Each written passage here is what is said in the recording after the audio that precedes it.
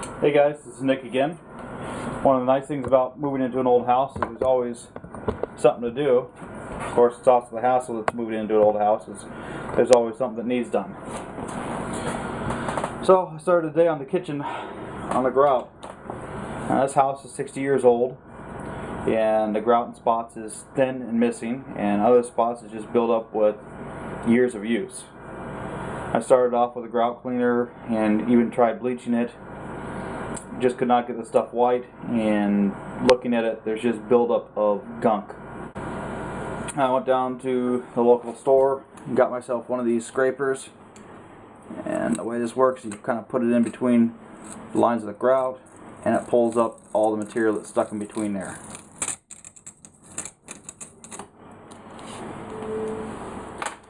Now what you want to do is you want to do something like that. You can also use a box knife or a razor knife, and you want to pull up as much of the old material as possible. So for this project I picked up a sponge,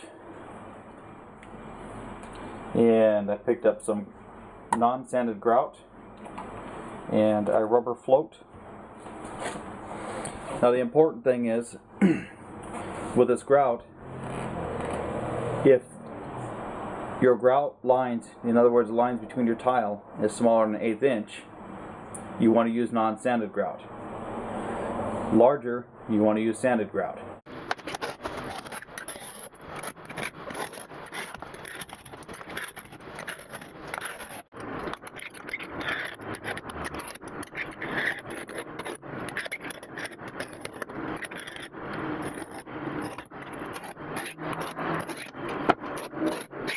Now something I forgot to mention, if you can, scrape it both ways.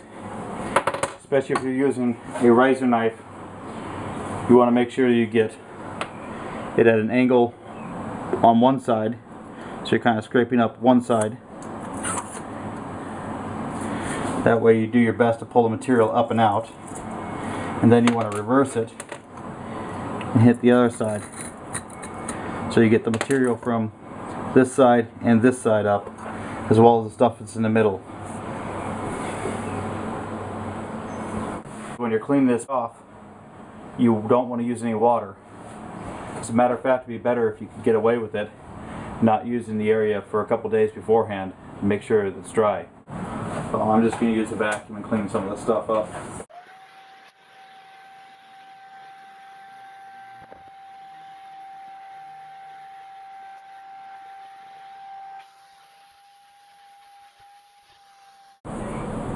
Now it's time for the magic.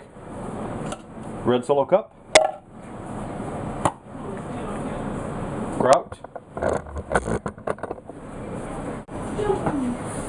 little bit of water, mix it up until it's a creamy consistency.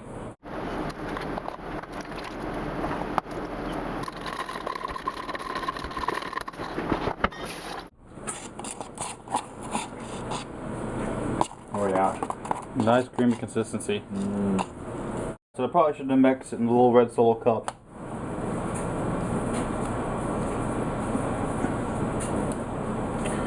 But there's a grout. Now load it up on your clean trowel. Load up on one of the edges and go at about a 45°. And what you're trying to do, you're basically just trying to smear it into all the little cracks and ridges.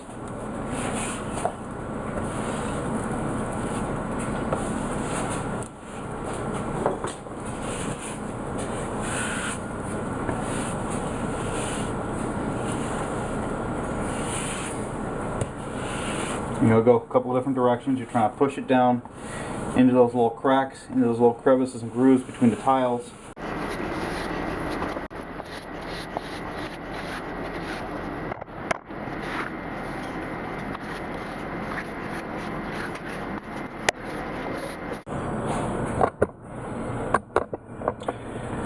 After you've gone over all the spots and made sure it's filled up, drag it across to the 45°. If you have a bucket or a piece of cardboard, you can scrape off the excess.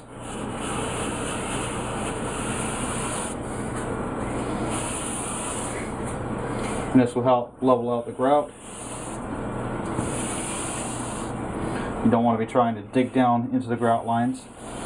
So the 45 will kind of float on top of the grout lines.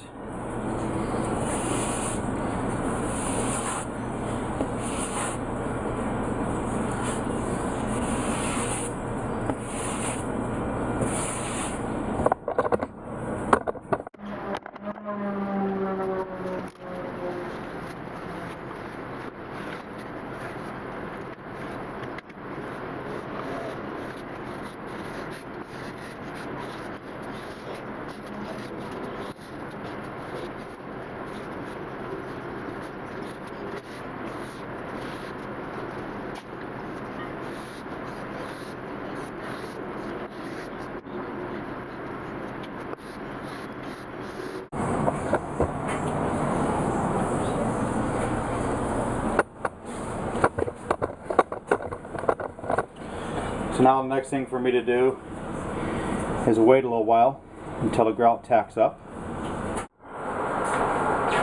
Alright, it's been a few minutes. As you can see, the grout is starting to firm up.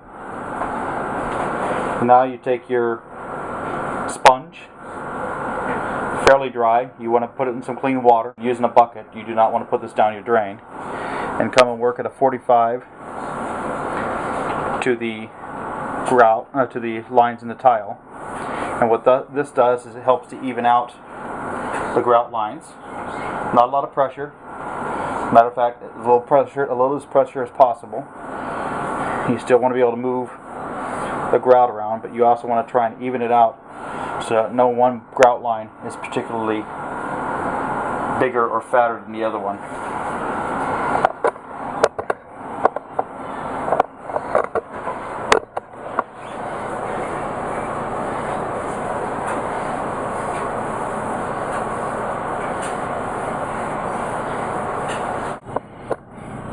If you happen to see a small pinhole or a small area that has a small void in it, go ahead and push the grout in there.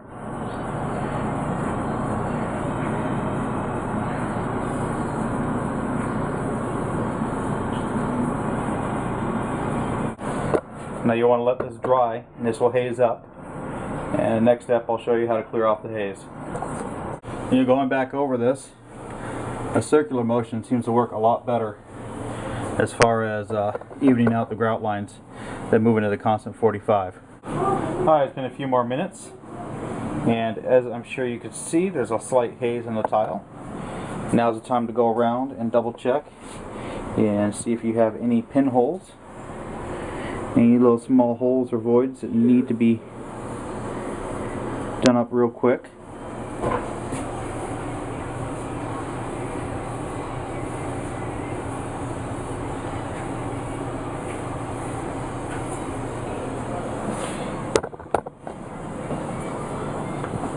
And now,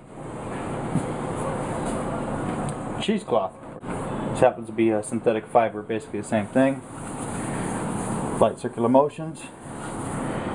As you can see, it gets glossy quite quick.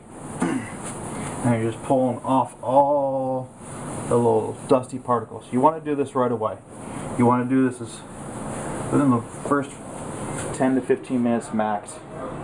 You want to make sure that whatever's left on the tile doesn't harden, because otherwise tomorrow you're going to be running after it with a green scrubby, and it's going to be a lot of work to get it off. Right now, while it's still this light thin film, it's really easy to get off.